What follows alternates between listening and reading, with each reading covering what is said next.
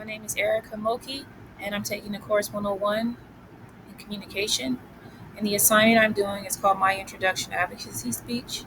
And the topic I'm advocating for is prevention of homelessness and illicit drug use. So, have you been to San Francisco before? Well, nowadays the streets are almost unrecognizable due to the homeless population and open illicit drug use. And despite all the services and resources available, homelessness, illicit drug use, and drug overdose deaths continue to rise. So recently, I accepted employment in San Francisco, and I noticed right away that the streets were covered with homeless and drug addicted people, where their needles were sprawled out all over the ground. And my first thoughts are, why are these people homeless, and why are they allowed on the street using drugs openly? Well, believe it or not, they're actually allowed to live out on the streets because of a lack of enforcement of anti-camping laws. And the same is true for the illicit drug use. Um, it's said that addiction and mental illness as a result of homelessness was not the reason for it.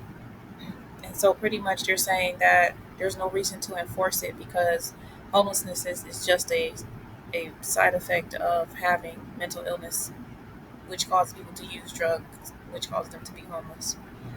And so that's why I'm advocating for prevention. According to this article, The Facts About Mental Illness, it states that vast research shows that the earlier a mental illness is identified and treated, the better the chances are for full recovery.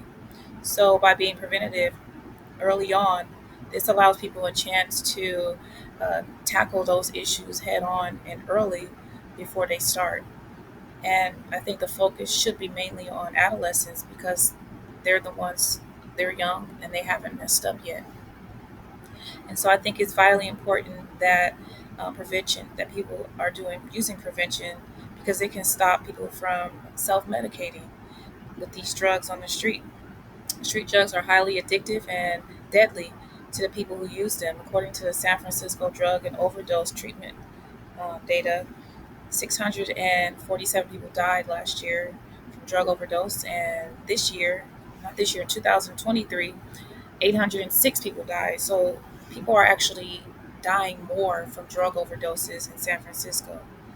And so that's why I believe early prevention could save lives and help these people identify their mental health issues early on and get services that they need. And it could also avoid them being homeless. So again, intervention and prevention could slow down the rate of people actually coming to San Francisco just for the lax policies. One man said that he comes to California just for the drugs, the non enforcement of anti camping laws, and for the $820 a month he gets in food stamps and welfare. And so he even admitted to selling drugs to teenagers. So I think a lot of this could be avoided if we are preventing these issues from happening rather than trying to take them on after they already happened. And so that's my